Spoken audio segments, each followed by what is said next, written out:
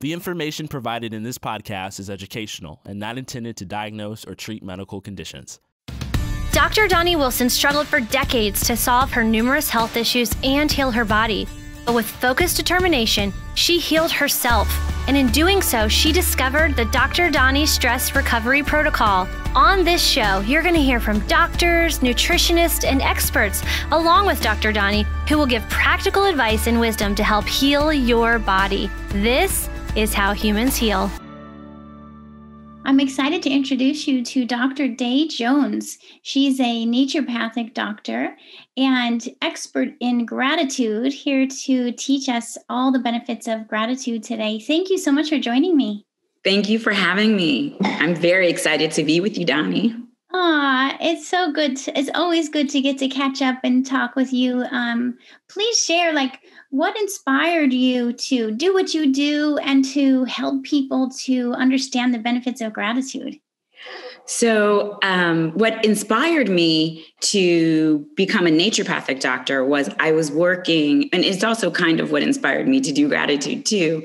But the first step in the process was I was really stressed out. And I was really unhappy in my life. And I was a really young person. I was in my early 20s and I was working 80 hours and I just didn't have any sense of fulfillment and any sense of joy. And I had the opportunity to meet with a naturopathic physician. My mother sent me to one. And you do what your mom tells you to do. And I learned about how we live our lives and how stress can really cause us to be ill. And I was so fortunate to learn that at a very, very early age.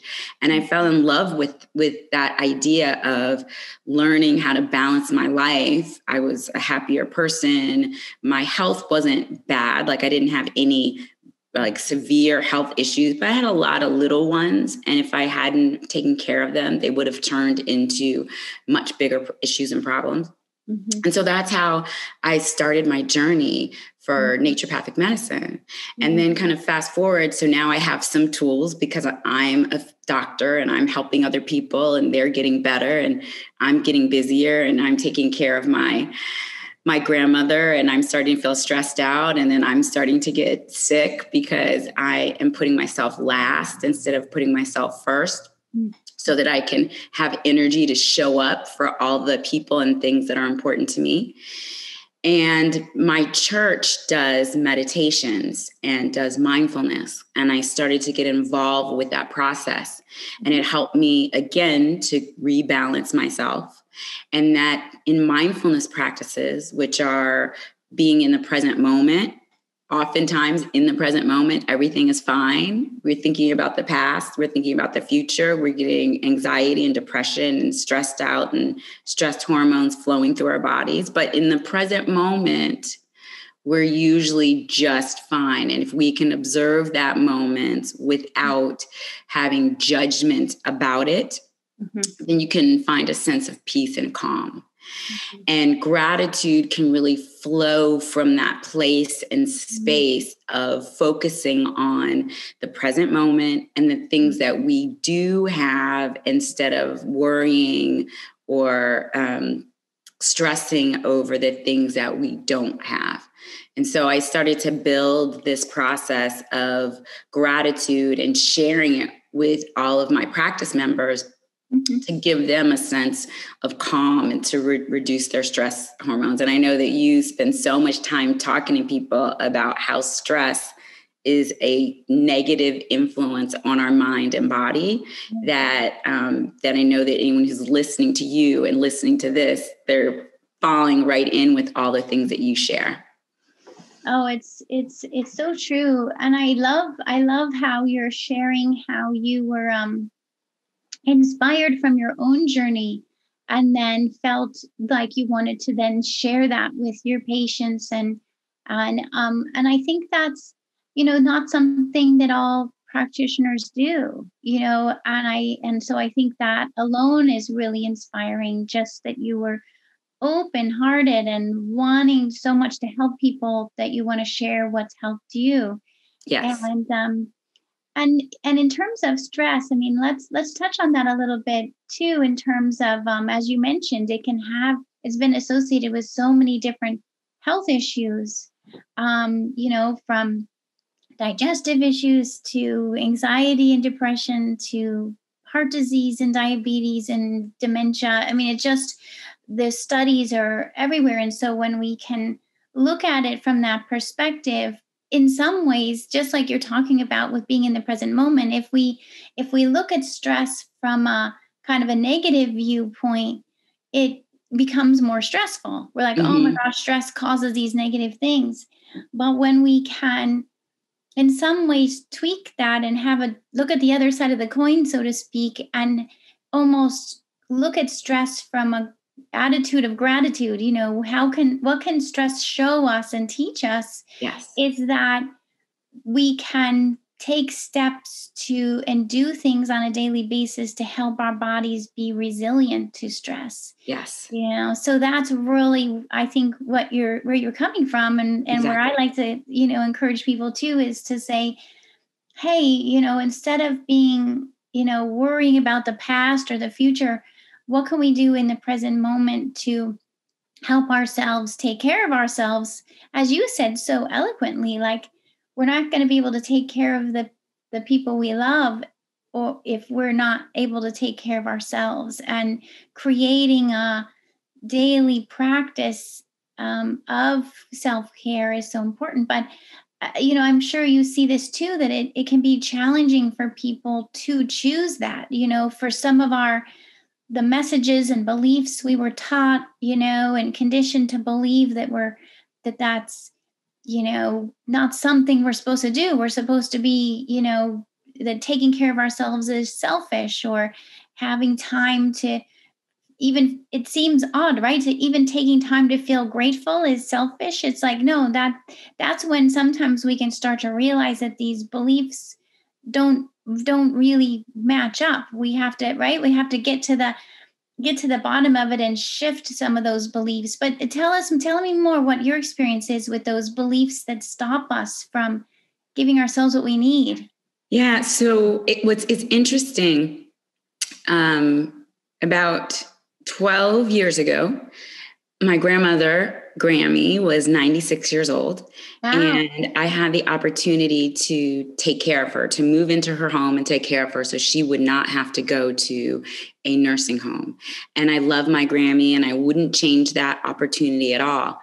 And in moving in with my grandmother, one of the things that happened was those messages from my family: your grandmother is more important than you. Like, you have to take care of her, and you have to do this, and other outside influences, that she was more important. And so in doing that and having a practice, and I was teaching nursing students, preparing them for nursing school, I started to really feel resentful. And a lot of people don't want to address this. And I think, and what I do in my practice when I work with people, is we have to address the emotional issues, because those manifest in the body as illnesses. Mm-hmm. And I was resentful, and I was tired. And even though I loved my grandmother, I wasn't showing up for her. And as a result, I started to get sick because I wasn't taking care of myself and my health. Mm-hmm. And I had an autoimmune condition, which I had never had before, a thyroid problem that showed up for me. And it was at that time I had to go all in for all the things that I stand for. Mm-hmm. And if I am helping other people get better and telling them they have to take care of themselves, then I had to stand for that. And so, because I believe, and I always work with people like you, like Dr. Doni, you've taught me so many things, and I'm so grateful for you. And you've helped me professionally, and you've helped me personally. Know that you have to stand for yourself, and you have to stand for what's important to you so that you can show up for it. And so with my grandmother, I had to go all in for myself so that I could feel better, so that I could cook for her and I can change her. And she had a stroke, and she couldn't be in the house by herself, and which caused me to be in the house all the time unless I had relief for her. So in all the things I was doing, I had to manage that. And so I had to find a place of gratitude of being the person who was chosen by her to help escort her through the process of her leaving this planet and going to do whatever else she does, once she passed away. And so I had to go all in for my health so that I could joyfully see her every morning, and I could cook for her and I could care for her, knowing that is a sacred thing. Any person who's a caregiver for whoever they're being a caregiver for, I believe that's a sacred process and a very intimate process. And so I had to do that in order to be present for her. And the gift was I could have a more joyful life, and I could enjoy the experiences of not just taking care of her, but talking to my patients, or taking some downtime, or going to yoga, or whatever it was that I needed for self-care. So it became very important for me to recognize in the space of gratitude. And another one of my friends and naturopathic doctors, Dr. Marie Rodriguez, was like, she chose you as that sacred experience to go through this with her. And you have to show up in that way. And that you have to have gratitude that you have this experience to get to know everything about her and her life and her friends and, stuff that I didn't know as a grandchild who just popped in and out of her life.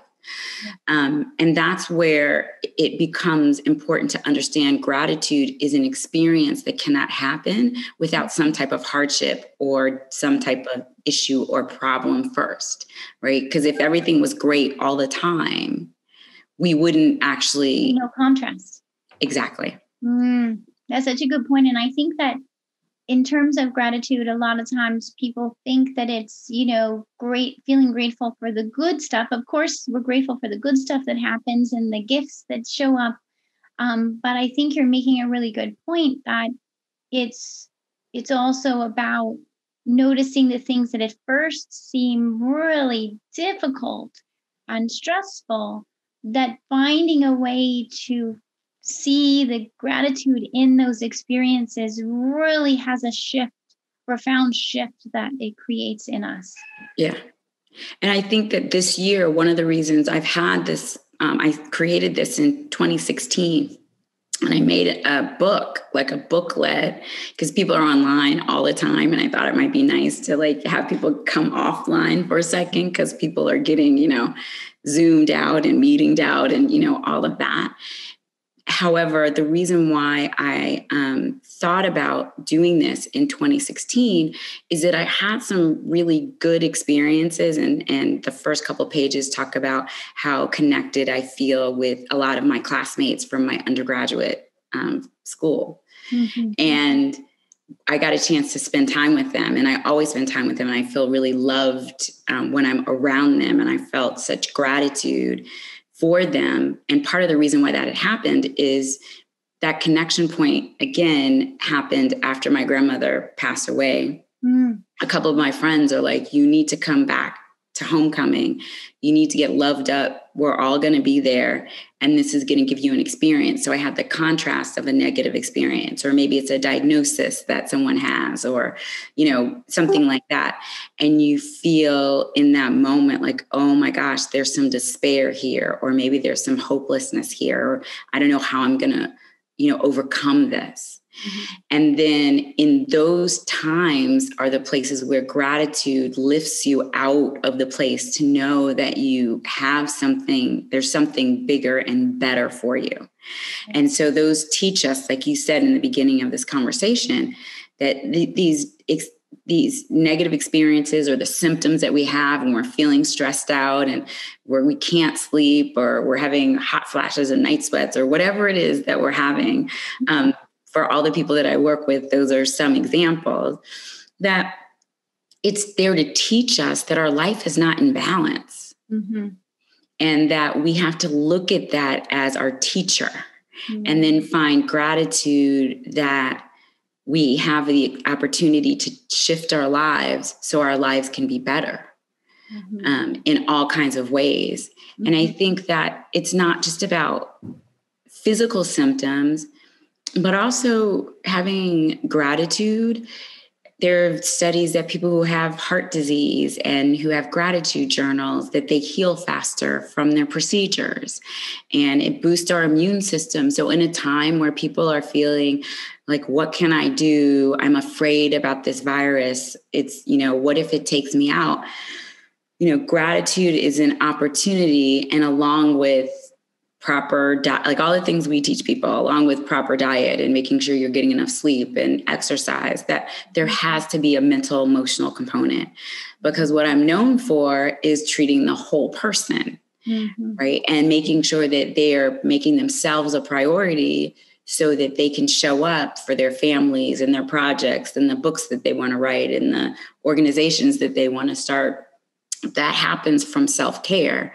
And I think gratitude is one of those tools that is very easily accessible, that then provides us that jumping point of showing up to do what we've come to do in the world, because we've taken care of ourselves. Now we have something to give to whatever thing is most important for us at that time. That's amazing. I'm hoping listeners are also experiencing that sense of just, wow, the thought that here we are doing things and just trying our best and barely getting by and trying to keep up. And next thing you know, you don't even know how the day went by or the week or the year, and you're just overwhelmed by everything. And that's a very common state. And what you're describing is a path, a way of shifting that, of shifting it to where, what if, what is the possibility that we could shift our perspective, take care of ourselves even better, and everyone else in our lives? It's like, in some ways, I could see where it might seem impossible to someone who maybe hasn't tried that before, or hasn't even known it was possible. But that's amazing. And I think that that really speaks to the power of a gratitude journal. And how cool that you created this gratitude journal and guide to practicing gratitude. Is it, do you have it there you can show? Because I think that the visual will be, where you can, so you tell us more about how you guide people through. Yeah. So I try to think about, how can we do something simple? Because what you said, I think, is really true. People feel so overwhelmed, and there's such a time crunch for people that they're like, I don't have time to do this. And so I create a really, really simple guide where it starts with just a thought and a quote. So perhaps you read the quote and it touches you in a particular way. And you're like, yes, this is what gratitude can do. This is what Thanksgiving can do. This opens up a possibility for me. And then it creates that experience of, if you want to, you could actually write a little bit about how that quote impacts you. Or you could be kind of like, I like the quote, but that's not really, I'm more of an action person. And so the second part of each day's activity is usually like a 5-minute activity that I explain here. Like, for example, one of the first day, we talk about saying thank you. And so thank you is a way of being grateful for someone else's kindness. And not just to say thank you, but to tell someone why. I really appreciated that you picked up the mail for me. Like maybe it's a neighbor while I was out of town or whatever that is. And that really gives something to someone because you're acknowledging them and you're showing up to talk to them and to share something with them. Or maybe it's through an online medium if you're not able to be in person with someone right now. But that activity, it doesn't take a very long time, but it gives you an opportunity to really think about someone who you would like to say thank you to, that maybe you just haven't gotten around to it because life has been super busy, and you send them a text message or you call them, or if you're able to see them, you say something to them. And then that's the activity that you do for the day. So each day of the 30-day guide is broken up in that way so that it really doesn't have to take more than about 5 or 10 minutes. And then if you choose that you want to spend more time with it, or you want to take the quote with you, or think about it throughout the day, you always have the option of expanding that. And that if you have different activities, there is going to be an activity that really resonates with you. And that might be something that you continue to do after the 30-day period of time. So it's set up to be a very easy thing. It's really fun to do in groups. Like if you have, your friend or accountability partner, or maybe you have prayer partners, or maybe you do it with your kids. I have people that have, bought the guide and shared it, and then everybody's doing it because they're simple activities that they can actually do as well with you. So it's a nice way of not overwhelming you, but still giving you a practice that you could say, hey, I feel better because I said thank you to someone who I'd been thinking about saying thank you to for weeks and didn't get around to it.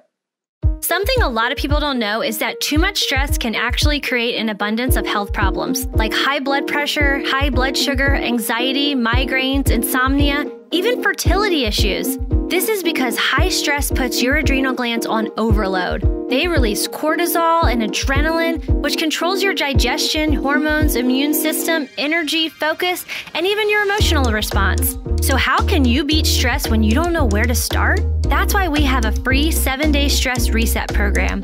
It's designed to help support weight loss, digestive healing, and hormone balancing. It includes support for integrating self-care. Daily tips come to you by email and video, gluten-free, dairy-free meal plans, as well as grocery shopping lists, journal pages, and more.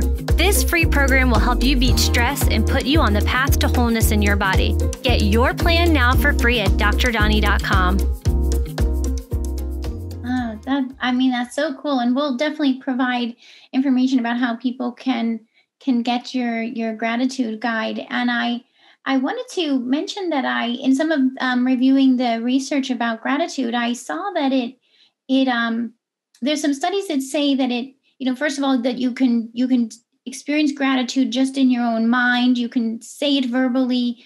You could write it down, but there's nothing that says you have to, do any of that in order to get the benefit. You can really, I like when there's an activity that you can do in your own way, like you do in your guide, like you're saying, hey, this is something you might just think about. It might be something you write about, or it might be something you actually say to people. And as you experiment, say through the 30 days of your guide, you might find what works best for you, right? Tell me more, but it's interesting to me that the research says that all of those methods are beneficial. Yeah. One of the things I love about how the mind works, oftentimes, and I know you've talked about this so many times in the things that you've written and the things that you've shared, that people think of stress as like an emotional thing and don't recognize that it releases chemicals in the body that then create a physical reaction over time.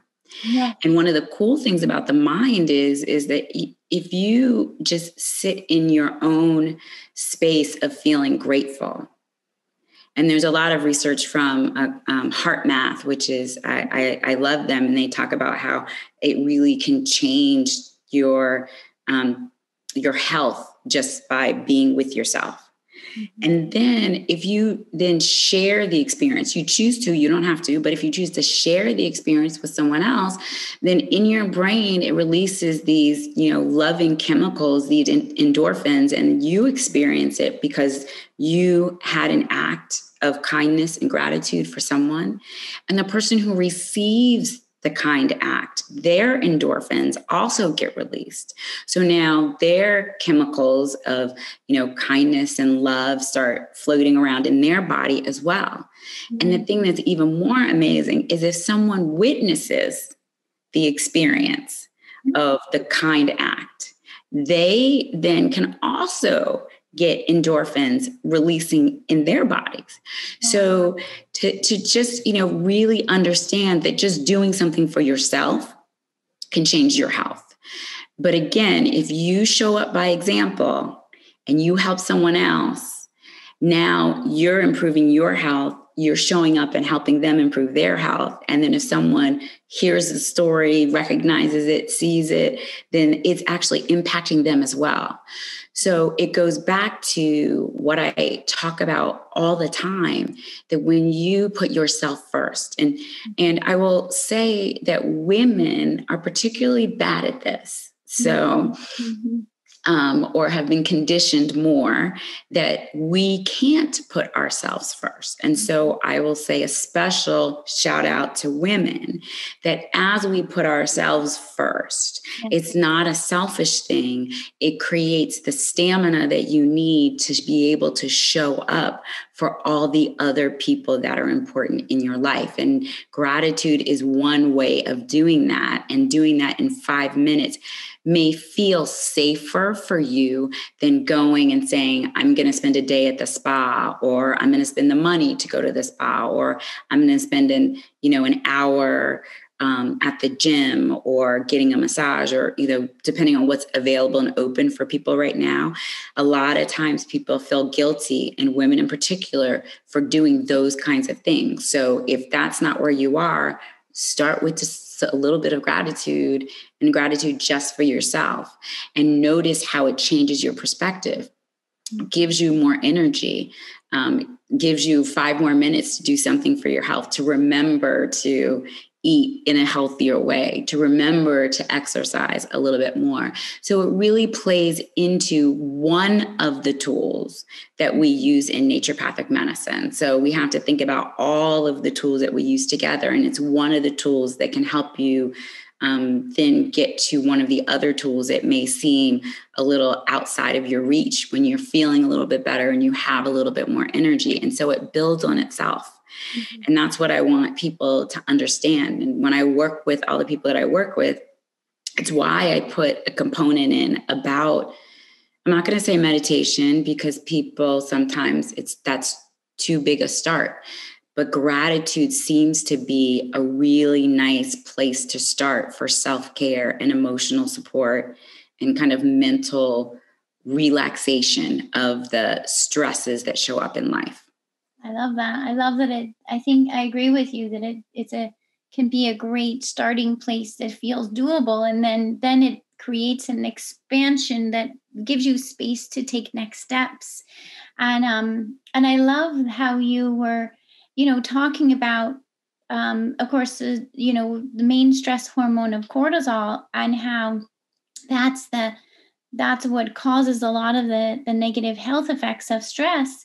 And at the same time, how the studies on gratitude have been shown to reduce cortisol and reduce stress. And of course, when cortisol comes down, then blood pressure decreases, blood sugar levels decrease. Of course, this is if they were too high, it's more like it's bringing it back to optimal. Bring your cortisol to optimal, bring your blood pressure, your blood sugar to optimal.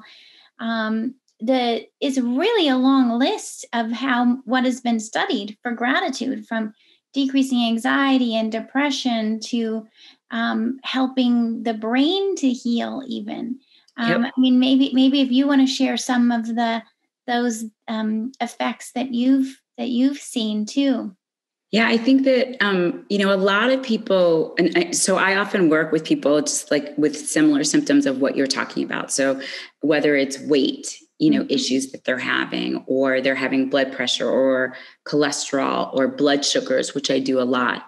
Women who have hot flashes and night sweats, insomnia, not being able to sleep. Yeah. Those are really big issues that people have. And the root of many of those issues is cortisol. Yeah.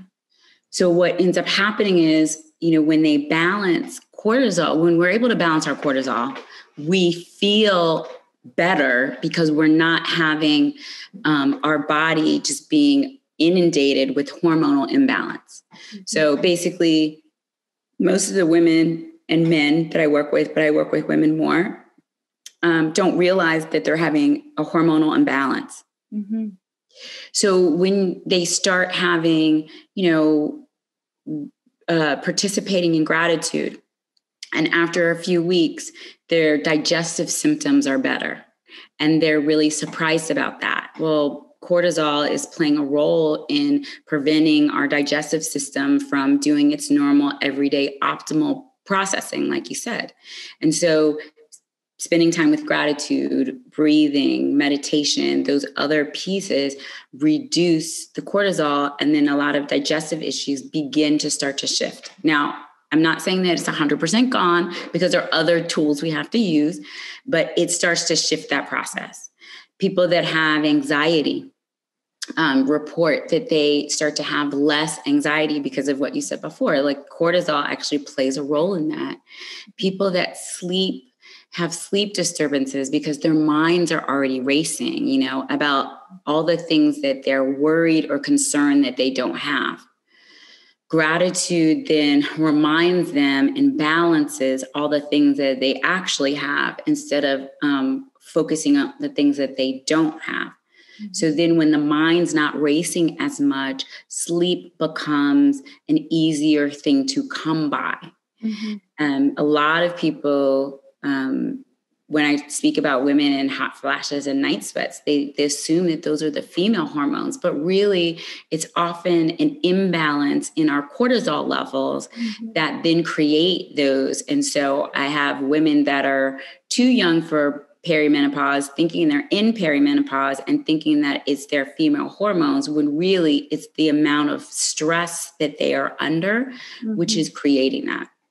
So when we then start to, shift out of that cortisol response all the time by feeling gratitude, then they're sleeping better. They're not getting hot flashes. They're not having night sweats. They're not having them as often. So there are so many different research studies. And then I just keep bringing this up because people feel so uncertain about COVID. And as we're going into the winter and people are not going to be able to be outside as much, that the immune system, there are so many studies that show the immune system is strengthened. And for people who have autoimmune problems, it is regulated. Because people get worried, particularly with autoimmune issues, they don't want it to be strengthened because it's already overcompensating. Yeah. So it then becomes balanced, another hormonal balance, when you think about gratitude. And there's studies that show that this is what happens by practicing gratitude. And so the stronger your immune system is, or the more balanced it is, the more you would be able to cope, even if you do have exposure or if you do have the virus, and that the likelihood that you're going to go to the really negative places of being in the hospital and having to go through all that process begin to be reduced when your immune system can support you, even though you have had exposure. And that we shouldn't downplay pneumonia and the flu, because those things are also happening now. And we can't forget about those things as well, but they can be balanced through gratitude. So the immune system is such a vital part of our day-to-day lives that we really have to think about. This could be a one way that you're strengthening it. And with all the other things that you do, this is a way for you to strengthen it as well. So I feel like when people, and then you talked about blood sugars, because I do so much with people with high blood sugars. Cortisol, again, huge component of that. So when you have gratitude and you're balancing more, now you're feeling better. Now you're having more energy. Now you're able to get off the couch. Now you're able to play with your grandkids or your kids, or finish whatever that course is that you wanted to take. Or, so it shifts people's lives in so many ways by just giving them more clarity, more energy, and more balance.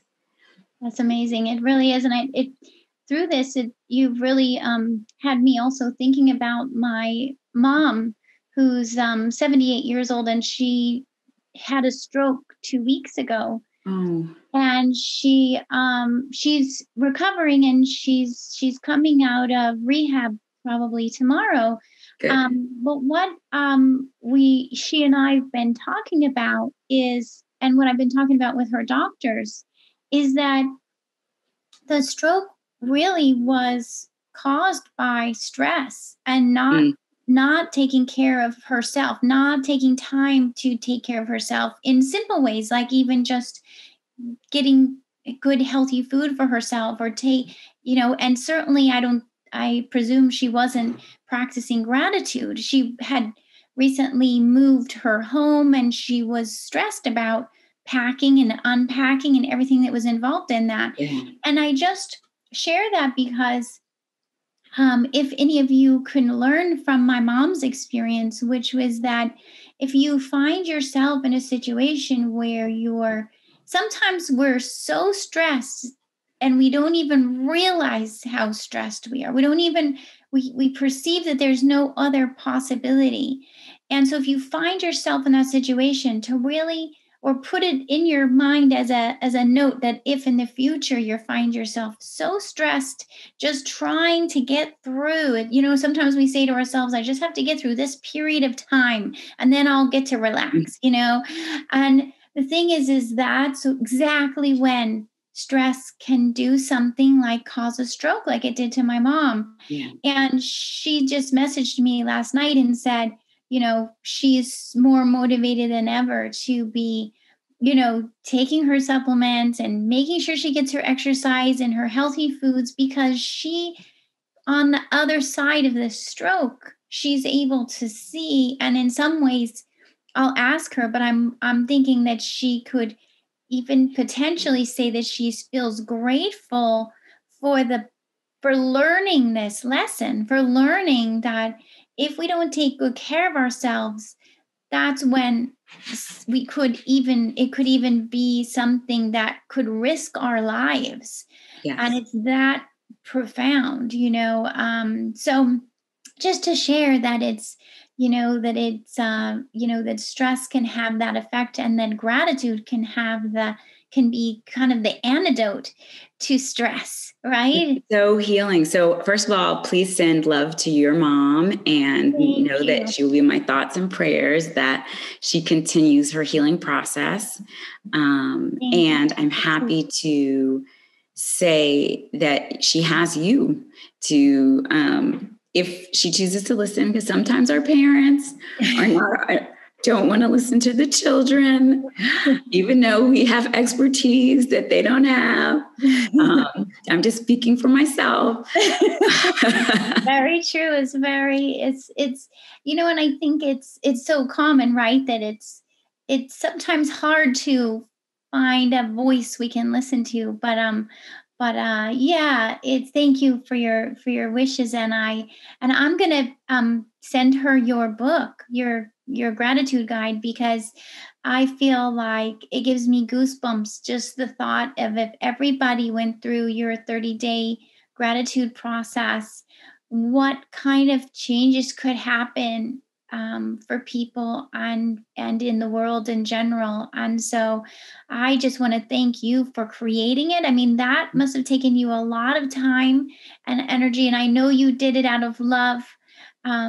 And yet still, thank you for creating it and for coming here to share about it today. It's really an awesome gift you're giving. I know. I will say that I had to pull it out and use it this year in 2020 for myself. Good. That means you've tested it. Yeah. So it is something that, I when I first created it, I just was feeling like I created it in November, actually in 2016. Mm-hmm. And so there are 30 days in November. And I was like, each day I'm going to really spend some time really thinking about this. And it has improved, I hope, like over the years as we have made changes to it. And I have a cute little story. So one of my friends from college, her mother is an editor. And so I sent it to her to have her, go over it for me. And as she finished it and sent it back, she said, I used one of the lessons that you had in the book. I didn't, because I was editing and she's going over it over and over and over again. And she was like, thank you very much. I wouldn't have used it otherwise. And so those things and those comments always bring me so much joy, because everybody has a different thing that will really speak to them or really touch them. Mm-hmm. And the point of what I try to do is really think about all different types of ways of connecting and interacting that are short and simple, that could be part of a process that you could continue to take on and continue to use, like over and over and over again. And so in this year, there were some difficult things that I went through. A lot of people have difficult things that they had to go through, or disappointments that they had to deal with. And that just remembering that we could just take a few moments, which is what I did. And I was like, okay, this is a good time for this. Like, now is a good time for this, for people to just know that there's small things that they can do that will give them. Like, I'm just thinking, with wrapping up, what would be guide us through one little gratitude exercise that people could do in this moment? So one of my favorite gratitude exercises actually is if you have like a glass. It doesn't even have to be like a glass, a bowl, a vase, or anything like that. Just take a few minutes and just write the things that you're grateful for, and then drop them, in the vase. And if you want to be fancy, you can use different colors. You can kind of like make it as fun and creative as you want. And then in a time or a moment or a day when things are not going so great, then you just like dig into the vase, and then you open one of those things, and then you read what you're grateful for. So it can kind of touch on two things that we talked about. It's easy to be grateful when things are going well. Mm-hmm. And if things are going well, just write down a whole bunch of the things that are going well and just drop them in that vase. And sometimes it's harder to feel gratitude when you are down. Mm-hmm. And so this is a note that you've written to yourself, or like the family you can do it as a family too. And then you pull it out and you're like, oh yes, that's true. I have this. And it kind of remind you, so you can connect with that feeling again, right? So Exactly. You can kind of light it back up again, and you can feel gratitude from there. Oh, I love that. Yeah. So there are all kinds of little things like that I give people opportunities to do every day.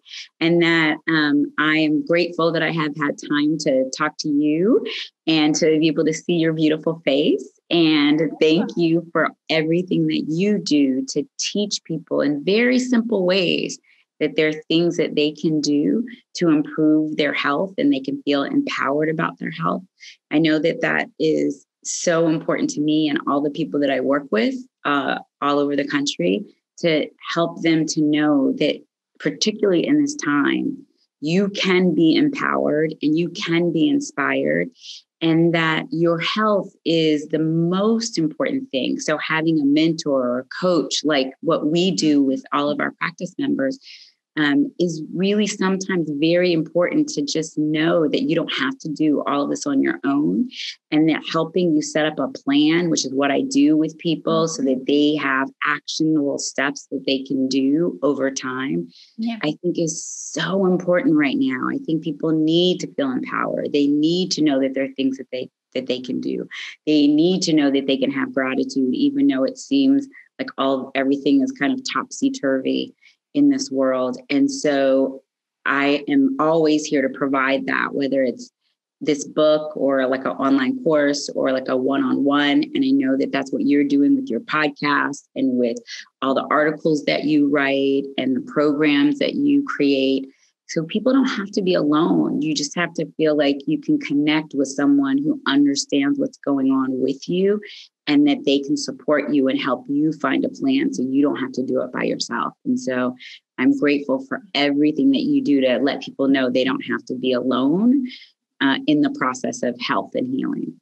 It's so true. And as naturopathic doctors, that's what we're taught to do. But it's also, I think, what inspired us, if I could speak for you, to become a naturopathic doctor, to be able to help guide people in their health. And I love how you talk about action steps, because I feel like, my role, I tell people the reason they hire me is so that I can guide them with the steps, and the strategy that you're not supposed to be able to come up with all of that on your own, and to choose to work with a practitioner who can help guide you with expertise, that is part of the self-care, is the part of recognizing that I deserve this care. I deserve to have support and help with my health, and that's, that's available for you to choose, and that we're here for you. Yeah. Well, thank you so much again, Day. I agree with you. It's so fun to get to chat with you. Let's do this again soon. Absolutely. And thank you for sharing here today. Of course. And I the one thing that I did want to say is that when we were in school, for me, it's been 18 years. The only way you had to really connect with people at that time was really one-on-one visits. And that now what I just want to offer is that there are so many different ways that you can connect. Like you have a podcast and I have a website, and then you have I do Facebook Lives every once in a while for cooking as well as for gratitude, because those are the things that I'm known for. So people don't have to be alone, and there are different ways that we can help and guide you, like the online, classes and the events and the workshops and summits that you do. So I do just want people to know that you can reach out and you can send an email, or you can go to the website, or you can participate in some of the different programs that are being offered.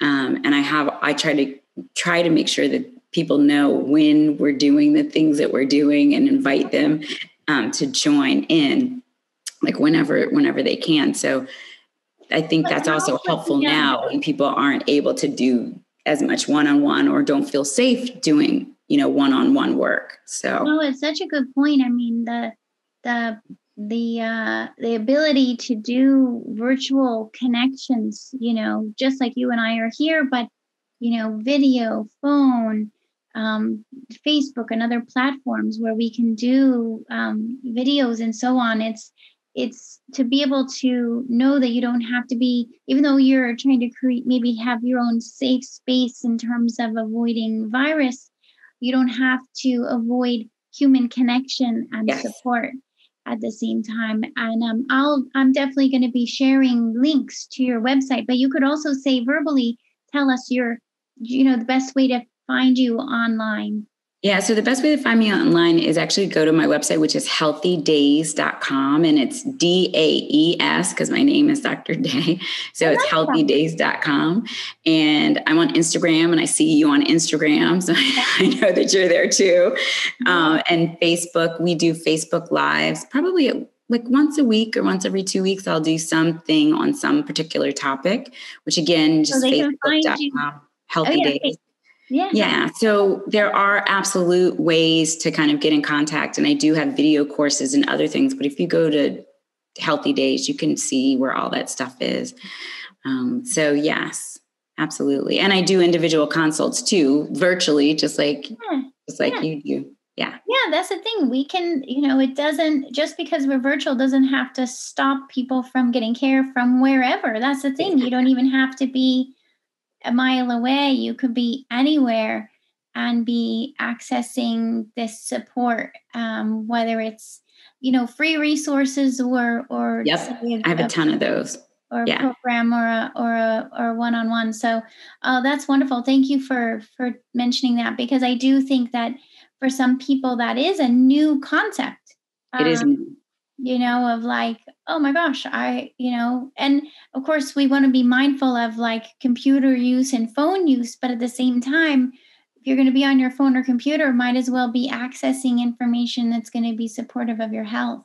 Exactly. And if you don't want to be, that's why I think I said this before we started taping. I created the book as a guide just because people are on the computer so much that people might want to get off of the computer. And if you do want to get off of the computer, then old school, old fashioned, pen and paper. I love it. Wow, I guess we have known each other a lot of years. You're reminding me, because I graduated from Bastyr 20 years ago. So you and I must have known each other at least that long. That's amazing. Yeah. I feel grateful for that. I feel grateful for knowing you for that many years and getting to do a naturopathic medicine in parallel with you. So thank you so much again for joining me. Thanks for listening to How Humans Heal. If you liked this episode, leave a rating and a review. And for more resources, visit drdoni.com.